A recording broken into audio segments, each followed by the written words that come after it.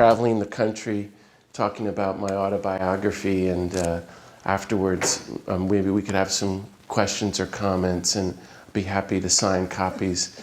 But if I just don't say anything, all I want to say is thank you, thank you, thank you, thank you, thank you for all you do for peace and justice, for all you do to make the world a better place, for all you do for the Church of Peace and Justice and the God of peace and justice. And I just want to encourage you to keep walking the road to peace and doing whatever you can. It's so important. And my disclaimer is, please call me John, because my name is so goofy, Father Dear doesn't work. So don't call me, just call me John. Can I borrow this chair for a second? Go right ahead. And these microphones, I got microphones all over me. I'm reminded of the young priest. Maybe you heard the story. He was given his first homily, and he's very nervous, and he comes up and he taps on the microphone. He says, something's wrong with this microphone. And the congregation goes, and also with you. I hope that's not... I'm trying to cheer you up here on a cold Wednesday night, and I don't think it's working. You all don't have Jesuits here in Johnson City, do you? You're lucky. No. I don't know if Pat said that, but brace yourselves, I'm a Jesuit. And no, don't be silly. So there was a Franciscan, a Dominican, and a Jesuit. This is my best joke here, so hang on. And I'm trying to tell you what you're in for. And they're on a weekend retreat, and the retreat master says, I want you to pray over your funeral. There you are, laid out in an open casket. There's 1,000 people. What do you want them all saying about you? Go off and pray about that and come back. So they go off and pray about it and come back. The Franciscan says, I want him to say he was just like St. Francis. He loved the poor and worked for peace. And the Dominican says, I want him to say he was just like St. Dominic. He loved the Word of God, and he was a fiery preacher. And the Jesuit says, I want him to say, hey, I think he's moving. That's not very good, but it's the best I got. I don't know. I'm just trying to make you laugh a little bit. Things are rough out there. Well, dear friends, maybe you're feeling a little hope in the air these days. I hope, yeah. But my prayer and life and message with you is that I want to invite us to go all the way to the frontiers of biblical hope, into the audacity of peace, if I can paraphrase somebody, to the audacity of gospel nonviolence, the audacity of following the nonviolent Jesus all the way on the road to peace, into God's reign of peace, which means, given the election last week, our work is not over. That for the rest of our lives, we're walking the road to peace and working for peace and justice. What do you think of that? Amen. That's what we have to keep going no matter what. And in a nutshell, I'm not that bright. I have a very simple view of life. As far as I've gotten, life is the journey to peace. The spiritual life, if you will, for those of us who are Christians, is living in the peace of Christ and following the nonviolent Jesus, which means to me, living at peace, making peace with yourself, living and breathing in peace, then making peace with everyone in your family, your spouses, your parents, your children, all your neighbors, making peace with everyone in Johnson City and Binghamton and everyone in New York, making peace with everyone in the church. It's going to be really rough. I was hoping you'd laugh at that. Making peace with everyone in the world and seeing life as a journey, walking every day, no matter where you are, for the rest of your life. Living and breathing in peace, walking one step at a time on the road to peace, toward a new future of peace, toward the God of peace. Isn't that a beautiful way to look at life? The problem is we're not walking the road to peace. We're barreling down the highway to war. There's over 30 wars happening tonight, not just the war in Iraq. And the United Nations says 900 million people are starving tonight. Some 35,000 children under 5 die of starvation every single day. And there's every form of violence, which we're seeing here in New York. You can name any kind of violence you want, torture and racism and sexism and executions. But there's some 20,000 nuclear weapons. And in New Mexico, where I live, the government, the United States government, is building a whole new generation of nuclear weapons at Los Alamos. Did you know that? And I haven't even mentioned global warming. You know, that we're just rushing toward the destruction of the earth. We're not talking about the journey of peace. We're talking about war on the poor, war on children, war on the human race, war on creation itself, and the God of peace. So if you're going to see with me life as a journey in peace, from this day forward, the rest of your lives, you're going to be at peace with everyone in all creation. You have to also stand up and say no to war and the culture of violence and death as a social methodology. Death as a way of life. We kill people, you know, and we're going to say no to that. And I like this clumsy word that Gandhi uses from ahimsa, nonviolence. And the night before our great hero, Martin Luther King Jr., was killed by our government in Memphis, 1968, 40 years ago. Remember when he gave the famous speech, I've been to the mountaintop and all. He said the choice is no longer violence or nonviolence. That's not what we're talking about. It's nonviolence or non-existence. Unless we all become people of nonviolence, the Holy Prophet said, we're doomed toward our own self-destructive violence. So friends, I invite us, and what I'm talking about with my life, and invite you to go deeper in, is to see ourselves as being, you know, heroes and champions and practitioners of this gospel nonviolence, as King is calling us to. That we're going to really work at being nonviolent toward ourselves. And if you will, plumbing even the mystical depths of inner nonviolence. How about that? That means, you know, looking non-judgmentally, deeply, just saying, noticing our violence.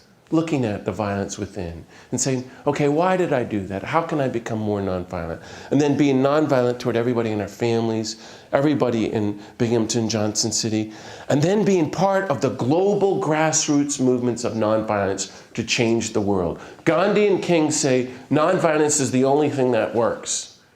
You know, war doesn't work. War is obsolete now. The days of war are over. War only sows the seeds for future wars. And not only that, war is never blessed by God. War is not the will of God.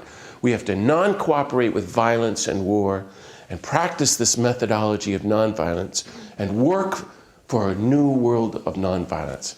Well, I love the abolitionists. And I think the abolitionists are part of your heritage here. You know, in New York and Rochester and all especially, maybe even in Johnson City and Binghamton. I don't know if you've ever studied them, but these people were crazy. Imagine them 200 years ago. They stand up and they say, excuse me, United States, we are announcing the abolition of slavery. And everybody said, what are you, crazy? There's always been slavery. There's always been slavery. Some people aren't people. It's even in the Bible. And they said, no. A new world is coming. A new world of equality, where every human being on the planet will be recognized as a sister and brother in one another. Friends, I invite us in this historical moment that we're in, as the world is rushing toward non-existence and our economies are collapsing in with these wars and poverty, as we're going to be part of the global grassroots movement of nonviolence, to identify ourselves as their ancestors and to see ourselves as new abolitionists and to stand up here in New York, in this very important place where you are, and announce like this, excuse me, United States, we are announcing the abolition of war itself and poverty and starvation and nuclear weapons and global warming. I don't know about you, but I say this all over the country and everybody says to me, well, you're just plain nuts. That's just ridiculous. That's it. And we're going to say, no. That's our future. We are announcing the coming of a new world of nonviolence. And like the abolitionists, we're going to lift up that vision and give our lives toward it. It's the reign of God at hand. What do you think of that? Yeah, that's what we're going to be about. We have to somehow pursue that vision. Well, I'm 49 years old, and my parents and my 3 brothers are utterly appalled that I've written my autobiography. But I was just telling Pat that this is, it's like a 500-page book. It's half of what I wrote. I wrote 1,000 pages. They cut my childhood. But, I'm a Jesuit, and we're a little over the top, as you see. And, I really recommend this for all of you to do what I've done over these many years working on this book. To reflect on your life in this framework that I've just spoken about. How has your life, when you pray or you're driving along or you're meditating or talking with your spouse, think about this. How has your life from your childhood and your youth up till tonight been a journey on the road to peace? It's a very powerful way to look at life. How have you moved from violence to nonviolence? And you think about your youth and maybe the violence in your family or your childhood or being part of the culture of war, the culture of violence around us, and how you've begun to see life as the journey on the road to peace. And maybe more importantly, how are you going to, from tonight, this night, for the rest of your life, till your last day on earth, going to see your life consciously, mindfully, deliberately, as a journey on the road to peace, going deeper into mystical nonviolence and radical revolutionary nonviolence, into the God of peace. Well, that's a great way to look at the journey of life in this moment of history that we get privileged to live in. And that's what I wrote about in my book and why I'm talking about it. In a nutshell, maybe some of you know my sad story.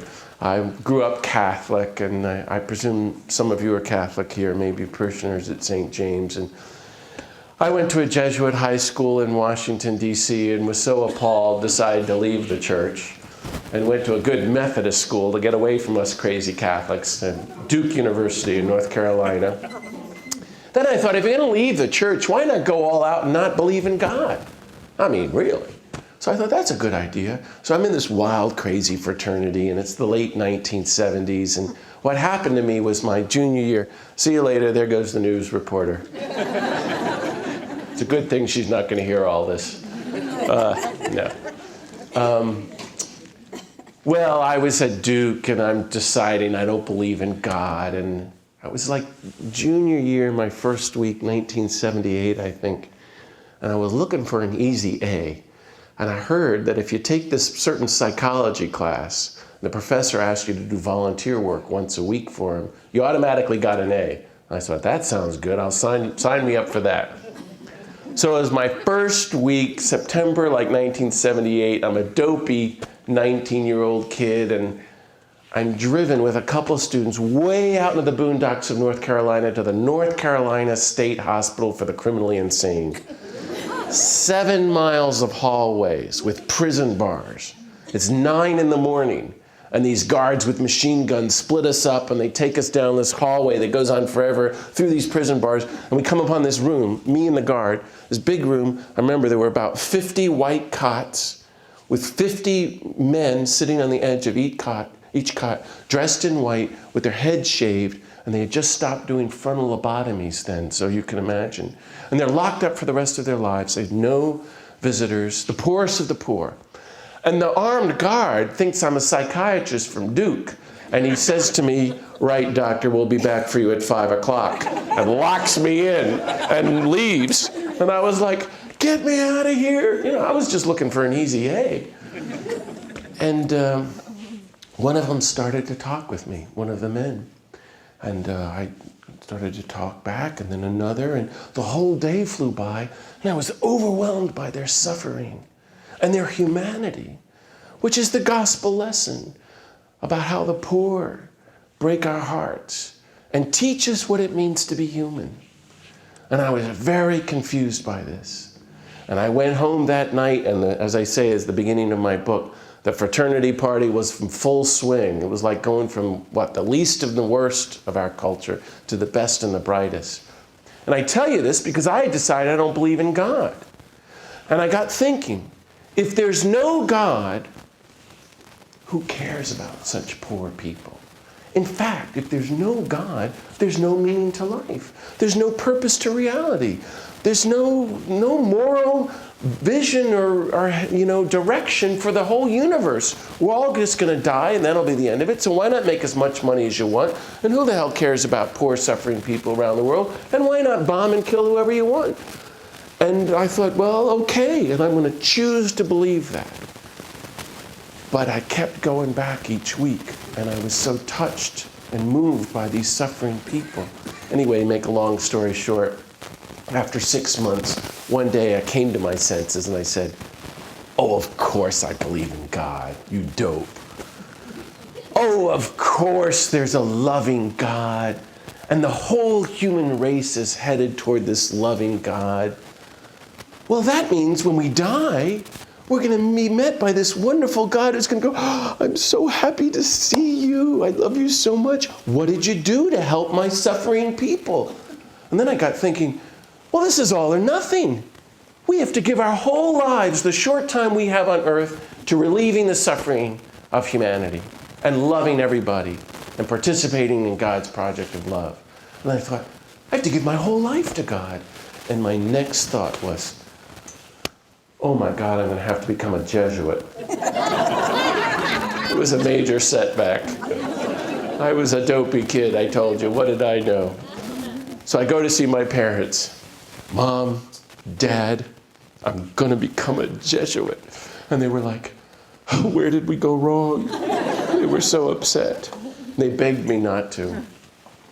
So I agreed, okay, I'll wait for a while. And then I thought about St. Francis and St. Dominic and St. Ignatius. And if you read the fine print about the great saints, they all began their public careers. Before they did that, they all went to the Holy Land to see where Jesus lived. And I thought, that's a good idea to kind of get the lay of the land, so to speak. So I go back to my parents. Mom, Dad, I'm going to Israel for 3 months on holy pilgrimage to see where Jesus lived. And they were like, it's worse than we thought. And maybe some of you know what happened to me, or you've read the book. And I didn't know about this until I researched it for the book. This is May 1982. Israel invaded Lebanon. All the pilgrimages were canceled. Most of the people on the flight canceled. And it turns out it was all orchestrated in Washington, D.C. at the Pentagon. And they actually named it in Washington, D.C., Operation Peace for Galilee. And we killed 60,000 civilians in those 3 months. So I went over, oblivious to all of this, a very naive, dopey 21-year-old kid, doing my little pious pilgrimage in Jerusalem and Bethlehem and Nazareth. And I was camping out at the Sea of Galilee, and it was for weeks, and it was just spectacular. Just not aware of what was going on. And I don't know if I should tell this story, or maybe I don't want to bore you all, but if you've heard this again, forgive me for repeating it. But it was a Wednesday afternoon, and it was the end of my time there. And my goal was really, literally, to be in the land of Galilee, which is, it's a lot different now. They put up McDonald's, but then it was just green hills. And on the north side of the Sea of Galilee is a little hill with a chapel, smaller than this room. And there were nobody around for miles and miles. And I finally arrive in this chapel, and I walk in, and there it says, in big letters on the wall of the church, like graffiti, if you can believe it, it's actually read on the church wall, "Blessed are the poor in spirit." And I thought, what the heck is that about? And I look around, and on the walls there's 8 sides, and it says, "Blessed are those who mourn. Blessed are the meek, the gentle, the nonviolent. Blessed are those who hunger and thirst for justice. Blessed are the merciful. Blessed are the pure of heart. Blessed are the peacemakers. Blessed are those persecuted for working for justice." And then I notice on the altar it says, "Love your enemies." The chapel of the Beatitudes, commemorating the Sermon on the Mount. And I practically said out loud, alone in the chapel, "Oh my God, I think he's serious." This had never occurred to me before. You know, I thought this stuff is like pious stuff you read like Shakespeare every 10 years on a rainy day. I'm suddenly thinking, this is the job description of the Christian. You know, my plan was to be a pious Jesuit, which I always joke is, you probably think, an oxymoron. And I walk out on the balcony, and I'm standing out looking over the whole Sea of Galilee, and I'm looking up at the sky, and I'm talking to God, and I'm saying, is this what I have to do? You want me to hunger and thirst for justice? I have to be a peacemaker? I have to love my enemies and be persecuted for it? And that this is what it means to be Christian? We all have to do this? And I thought, and I thought, and I thought. I was overwhelmed by this sudden realization.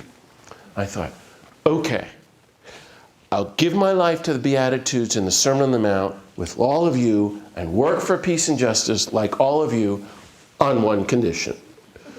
If you give me a sign. And I put my fist down on the balcony, and I thought, well, there, I got God now, because those days of signs are over with. And, you know, that was a sure sign I was called to be a Jesuit, because I was looking for a loophole, you know. And all of a sudden, there were these loud explosions, and 3 Israeli jets fell from the sky, breaking the sound barrier, setting off these sonic booms, which was happening all the time. And they swooped right down on the Sea of Galilee, coming right at me. And they flew over my head, and I ducked. And I looked up and I said, okay, I'll work for peace and justice, and I'll never ask for a sign again. And of course, they dropped a whole bunch of bombs and killed a lot of people. And I've reflected on that experience ever since, because it changed my life. For a split second, I opened my eyes just in case, like God appeared. And what did I see? The reality of the world, which is mass murder. Sisters and brothers killing sisters and brothers. All over the planet tonight. Actually in the name of God.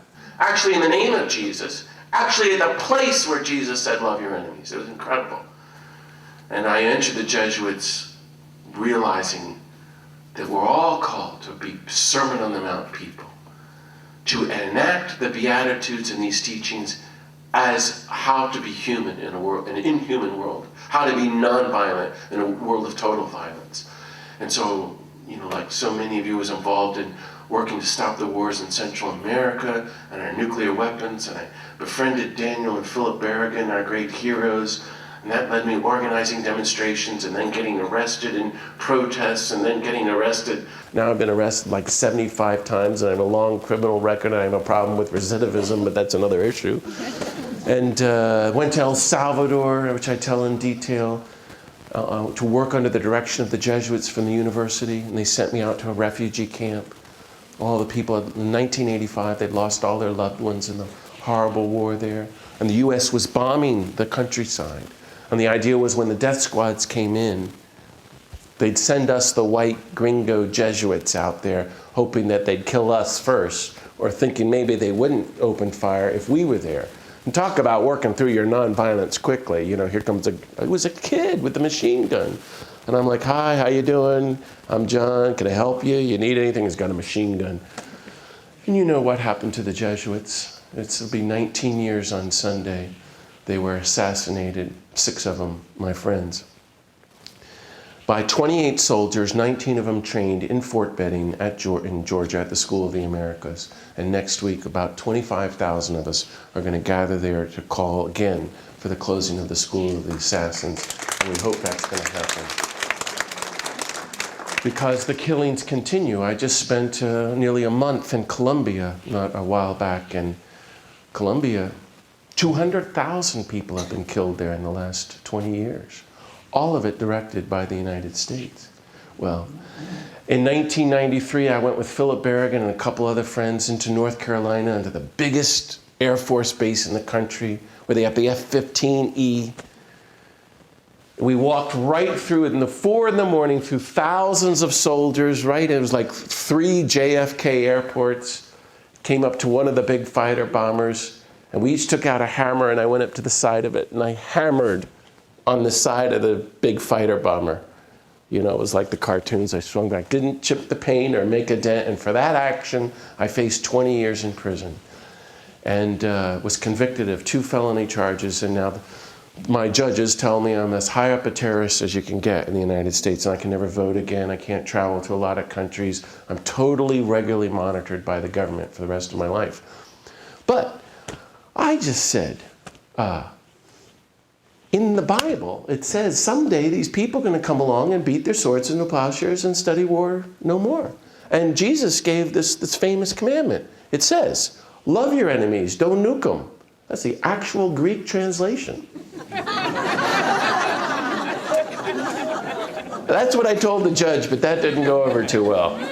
I ended up doing 9 months in a tiny jail cell, which was horrific and yet incredibly powerful spiritual experience. And then the judge sentenced me to 10 more months under house arrest at the Jesuit community in Washington, D.C., which I wrote in the book was cruel and inhuman punishment. But don't tell the Jesuits I said it.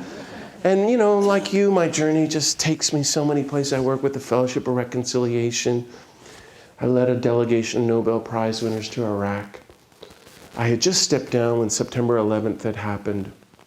I went down that morning to volunteer, and the head of the Red Cross asked me to coordinate the chaplains working at the Family Center.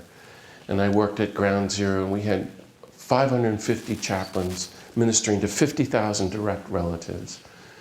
And while I was doing that in the evenings, I was organizing with friends the demonstrations to stop the evil bombing of children in Afghanistan. And the New York Times wrote about me doing both of those things. And the Jesuits started getting so many complaints. I got called in one day and was yelled at, and the superior said, we're kicking you out of New York. We don't want you here anymore for what you're doing. They said, I wrote about that in the book. I tell it all honestly. That's the only story I remained in the book. The Jesuits removed a lot. They tried to kick me out about 25 times just for speaking out against war. But you know, it's just it's just we're the same as the church and all of us complicit in the culture of war. They said to me, you can go anywhere in the country, and if you're not out of here in 3 months, we're sending you to teach sophomore religion in Philadelphia.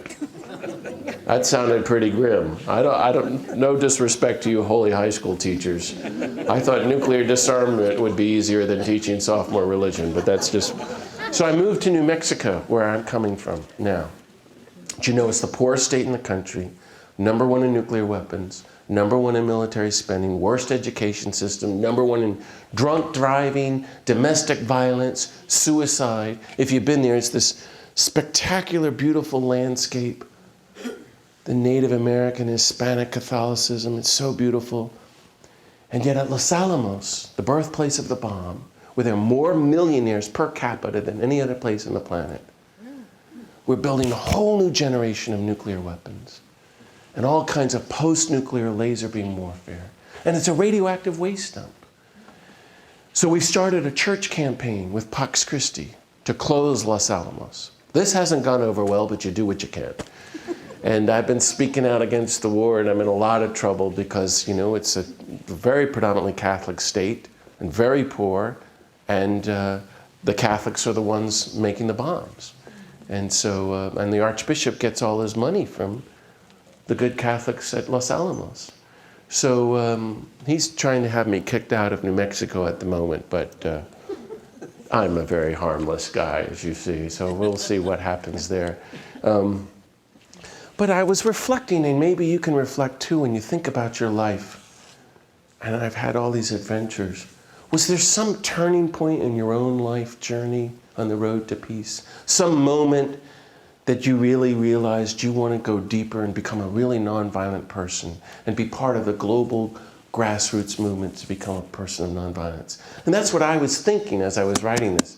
But then I came to my senses one day and I thought, no, the journey's the thing. The thing is to be faithful to the road to peace for the rest of our lives. And what I've grown to like so much now about Mahatma Gandhi and Dorothy Day and Dr. King, imagine the Berrigans and Merton and all these great heroes, is that they were faithful to the journey to their last day, despite all the evidence. They kept following that nonviolent Jesus all the way. he's 87 now. Maybe you all know Daniel Berrigan, and he's very frail, but he's carrying on. He's just published the spectacular commentary from the perspective of nonviolence on the Book of Kings. Who reads the Book of Kings? It's brilliant. And my other good friend is Steve Kelly. He's a Jesuit. He's about 59. And Steve has spent 6 years of his life in prison, most of it in solitary confinement for nuclear disarmament. You don't even know about him. And he's this holy, great guy. And they were having dinner about a year ago, and they were talking about Bush and the war, and Dan said to Steve, well, as Jesus said, and Steve interrupted him and said, oh, you name dropper, you. So this is my advice to you, and this is what I've been doing now. I drop Jesus' name at the drop of a hat. In all these conversations when people are mad about, abortion or the bishops or the church or the war or Bush or the Pope, we're mad at somebody and somebody's mad at you because you work for peace, just bring up the name of Jesus. Well, what do you think Jesus would say? And everybody says to me, well, why do you bring him up? What does he got to do with this? I'm like, I'm saying, what would he do? Mahatma Gandhi says Jesus is the most active person of nonviolence in the history of the world. Isn't that a great definition or description of Jesus from the great Hindu? And then Gandhi goes on to say, and the only people on the whole planet who don't know that Jesus was nonviolent are Christians. I'm with this late theologian, John Mackenzie, who said, it's the only thing you can say for sure about Jesus. Now, ponder that. The only thing you can say for sure about him is that he was nonviolent. Wow. I think all his teachings are spectacular nonviolence. Gandhi read the Sermon on the Mount, Matthew 5, 6, and 7, every morning at 4 a.m. and at 5 p.m., and he did 2 one-hour prayer periods a day from 1903 to 1948. Twice a day he's reading from the Sermon on the Mount. And he's not even a Christian. Some of you Christians here, and do you read from the Sermon on the Mount twice a day? Isn't that a spectacular? He's saying, these are the greatest teachings of nonviolence in the history of the world. I want to be a person of nonviolence, so I have to read. This is the catechism. This is the how-to manual. And Jesus is practicing this creative nonviolence, and then he turns, like Gandhi, on the Salt March, or Dr. King marching into Birmingham. Jesus marches into Jerusalem, confronts the religious authorities working with the empire to oppress all the poor people, and he turns over the tables of the money changers in an act of peaceful, nonviolent civil disobedience. But he's just saying, I am not going to tolerate injustice at all. I'm not putting up with any injustice. We are people of contemplative peace, Jesus says. If Jesus was upset about that, what would he say about, let's say, bombing and killing 1.2 million Iraqi civilians since March 2003? What would he say about Los Alamos, where we're planning the destruction of the planet, or the Pentagon, where we're involved in every war, often selling weapons to both sides in every war? He's public, active, daring, troublemaking, revolutionary, and illegal. He doesn't hurt anybody. He doesn't hit anybody. He doesn't drop any bombs, but wow, is Jesus dangerous. I think like everything Jesus did was illegal, and then he was like a one-man crime wave. I thought you'd laugh at that. I'm trying to make you laugh in the midst of all this, but I know it's heavy stuff. Okay, so I'm coming to my end soon here, but when I talk about Jesus around the country, and this is the reason for what I do, why I work for peace and justice, because I'm trying to follow him. I want to make a better world, but as a Catholic, as a Christian, as a member of the Society of Jesus, I see him as the spectacular nonviolence, and I'm supposed to follow him. Well, when I go around the country, I just heard this in Ventura, California 2 weeks ago. People say to me, well, gosh, John, this stuff is pretty interesting. That nonviolent stuff, that's quite intriguing. And personally, peace, I'm all for peace. Me, I'm a big fan of peace. But sometimes you just got to kill somebody. The church was right to throw away the Sermon on the Mount in the year 300 when Constantine became the emperor and became Christian and then said, okay, you can all kill for me now, and turned to the pagan Cicero to come up with moral justification for mass murder. And St. Augustine and Thomas Aquinas then created the just war theory. And for 1,700 years, we've been bombing and killing people for Jesus, even having holy wars, crusades. And now the priest blesses the bombs at Los Alamos. Or we're all Christians involved in killing, And, maybe you think that. Or maybe you think, your family members or your neighbors here think that. If so, if you can hang in here with me for a second, go to that moment after Jesus gave his life doing that civil disobedience in the temple. If you're on the outskirts of a horrible empire and you do civil disobedience, turning over the tables, you're going to be arrested and tortured and killed. That's a no-brainer, He's in the Garden of Gethsemane. Here come the horrible Roman soldiers to arrest him and kill him. What does St. Peter do? Right. St. Peter is thinking, what's he thinking? He's thinking, well, he's the first hierarch. He's saying, my job is to protect my guy. I'm in charge. Jesus, I'm in charge. I'm going to protect you. And, okay, you could say he's right. And he's thinking, if ever in all of human history there was a moment when violence was divinely sanctioned, when there was a just war, when we should kill to protect the Holy One, it was at that moment. And just as he goes to kill, to do the right thing, the commandment comes down, put down the sword. Friends, I invite you to hear those words as the last words of Jesus to the church before he was killed. It was the last time he had the gang with him. And it was the first time they understood who he was. Peter's going, he's so serious about this crazy nonviolence and agape and love your enemies and being like God. He's not even going to defend himself violently, which means we don't get to defend ourselves violently. And they get it and they run away from him. They have nothing to do with him because of nonviolence. And there's Jesus, unarmed, arrested, tried, tortured, executed, a victim of capital punishment, capital crime, killed with violent terrorists who were killing Roman soldiers. And read Gandhi on the crucifixion of Jesus. Gandhi says Jesus goes even deeper into nonviolence. It's the most perfect act of nonviolence in history. And this is the guy some of us claim to follow. He forgives even his murderers.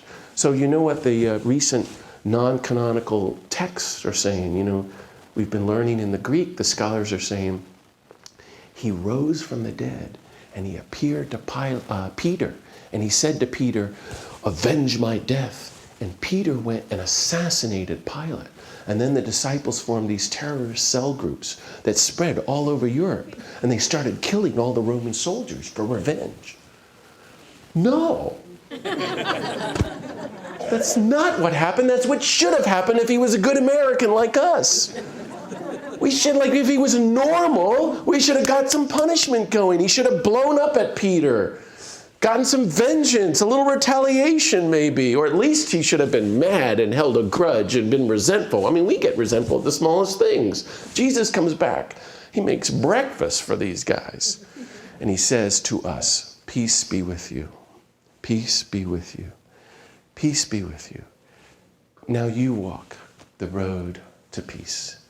You practice daring, creative nonviolence. You announce the abolition of war and poverty and nuclear weapons and global warming and give your life for the coming of God's reign at hand. And thank you so much for doing that with your lives. And I just want to encourage you to keep walking the road to peace and not be discouraged. God bless you. Thanks for listening.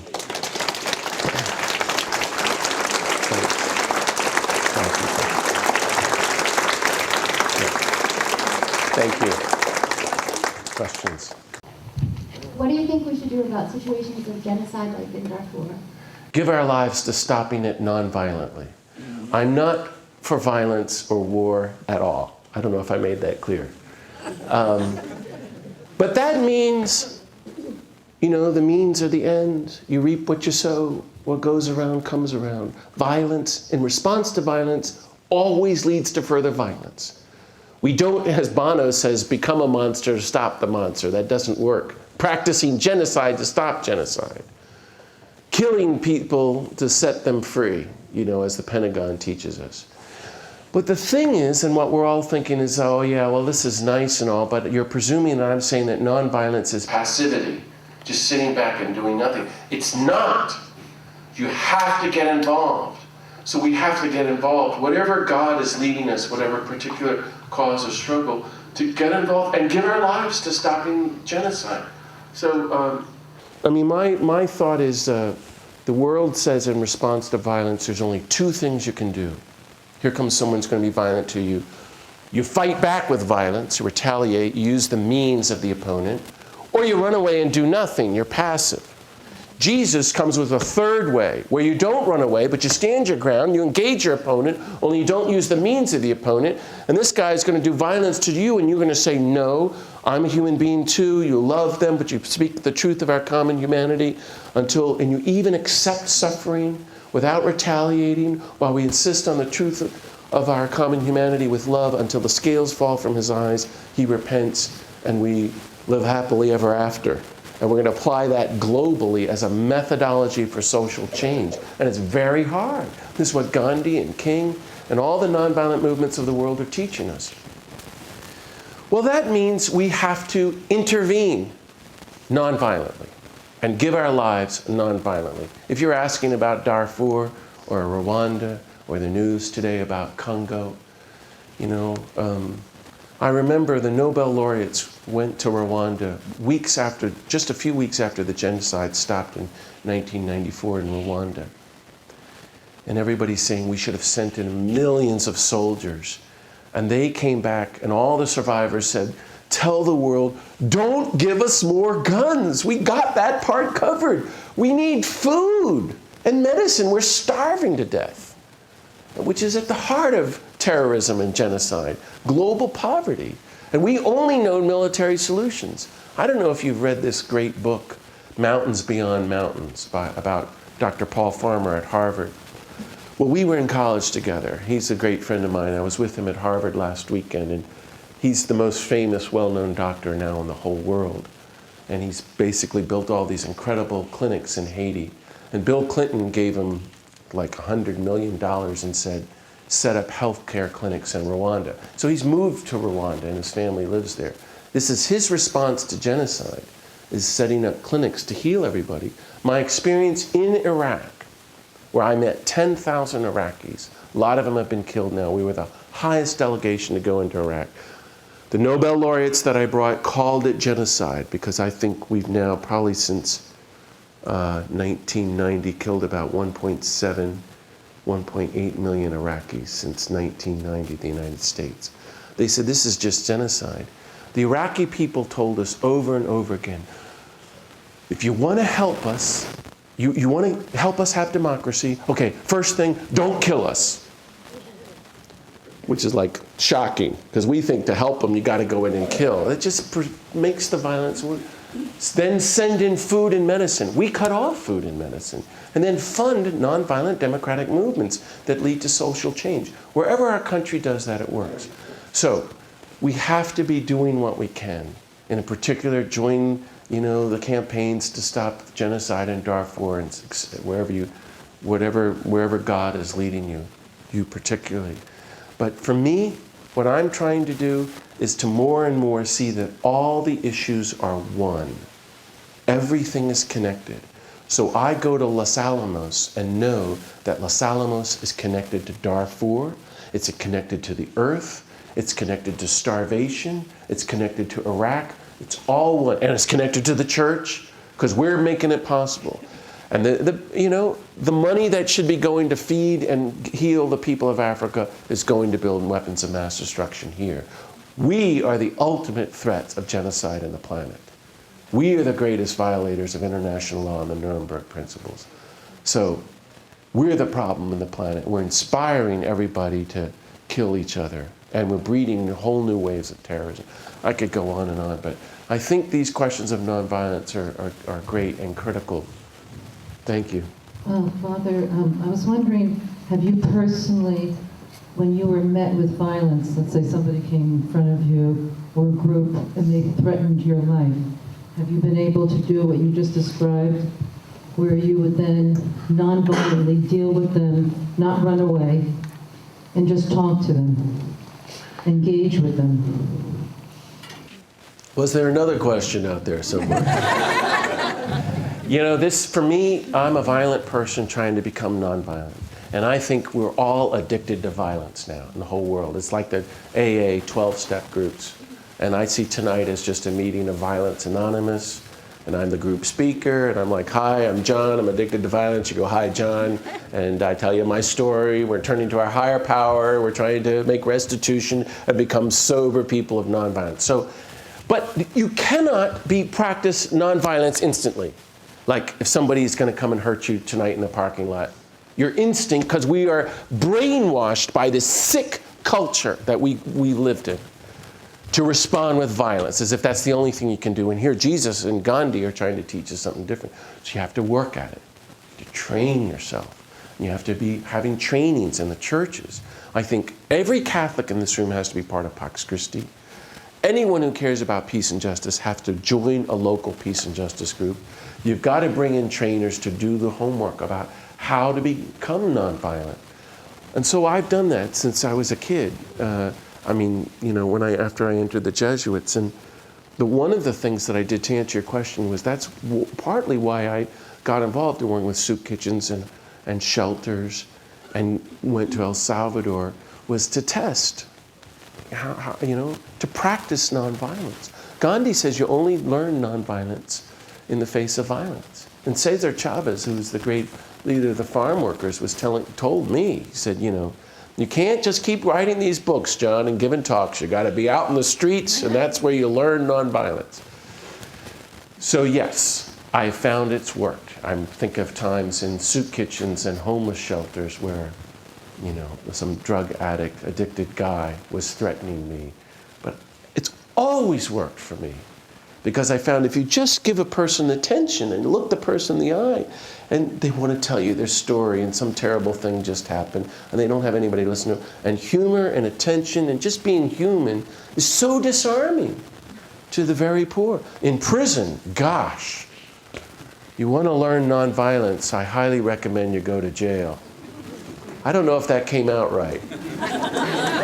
You want to work for peace, I highly recommend you go to jail. I don't know if that came out right either, but you get the drift. Yeah, but to be really honest with you, my problem is the church.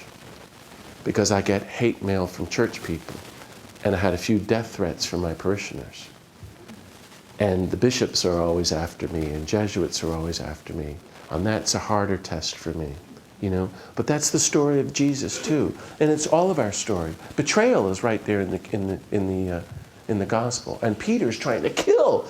I think of poor Jesus. Peter had 3 years of retreats on nonviolence every day with the Holy One, and he's still carrying a sword. Poor Jesus. Anyway. That's where it gets really, really hard to respond non-violently with people who should know better. Gandhi says, I remember reading, it really made a big impact on me when I was 21. If you're going to give your life to nonviolence, and he's telling this to the people of India, like 1930, the first thing that's not going to happen is you're not going to meet next week with the King of King of England. If you start getting involved in public campaigns of nonviolence, the people you're going to end up meeting and upsetting are going to be your parents, your family, and your neighbors and your friends. And that's what happens. So I've been through all of that. But, I can't vote. Actually, I'm not that involved in politics because I'm so appalled by nuclear weapons. Because you have felonies, is that it? Yeah, lots of felonies and a criminal what record. State is that, the felony? All of them. Oh. It's a state of mind with me too. But the strange thing, don't walk away, I want you to hear this last thing, is I wrote an open letter to Bush just after September 11th. And it went all around the world. It was read by tens of millions of people. And the strange thing is I was approached by all these politicians. I had dinner with Clinton a couple of years ago. And some of the people in Congress are friends of mine, like Dennis Kucinich, who's trying so hard. A great, great person. And they're teaching me some things about peace, which is something to do for, a Jesuit. But no, I'm trying to make you laugh still. So you do what you can. And maybe the best thing we can do for Bush and Cheney and Gates running the Pentagon right this minute is to pray for them and resist them. Resist the policies, like you would a drunken person. You do an intervention. You try to stop them from the harm they're doing. And that's what we have to do. That's what Jesus says. So, I hope to be part of building a movement that is going to convert our brother George Bush and Dick Cheney and all the bishops and all us church people. We're all going to be converted to nonviolence. Even me, too. We all have to do this. You mentioned joining a justice and peace group, and we have available on the back table the list of local justice and peace groups, the people with contact people, names, and email addresses, if anyone here is interested in joining a peace group. We also have a form there to fill out to be on an action alert list to become aware of what's happening in the community on justice and peace issues. So I invite everyone to check out the table. And what's your name? Amy Fleming, Justice and Peace Resource Center. Amy. So everyone can go and see Amy as well, right? And the Justice and Peace Resource Center. And while we're giving commercials, I just will take one last question maybe. I really do thank you for getting my book and buying 5 copies for your Christmas presents. And there's a movie about me in the back too, which is a little different thing. And there's a website about me, johndeere.org, if you want to be in touch with me. And I also write a weekly column for the National Catholic Reporter, which is free, ncrcafe.org, with Joan Chittister and other folks. Yes? Okay, I'm going to do another commercial. Okay. Following up on what Amy does. We have been vigiling at the federal building in Binghamton since the bombing of Kosovo. You remember the bombing of Kosovo when Clinton came in, and the people in the cities there were standing on the bridges because they said, if we're standing on the bridges, you can see us, don't bomb us. So while I was in Iraq with Voices in the Wilderness, my wife and the late Ann Herman went and started the vigil. We've been doing that ever since. We thought about stopping it right after September 11th, thought about it for about 5 minutes and said, no, we need it more than ever. I want to tell people, we've been doing this. Where is everybody? People know that we've been there. We've been there for 9 years. Please, come and join us. We are at the federal building every Monday from 4 till 5. As you said before, John, I'll say it again. The bit from Cesar Chavez. What we need is public action, public action, public action. We're out there. There are ways that we can make nonviolent groups. We can form nonviolent. People can form nonviolent groups. We can do that. We can teach each other how to do that.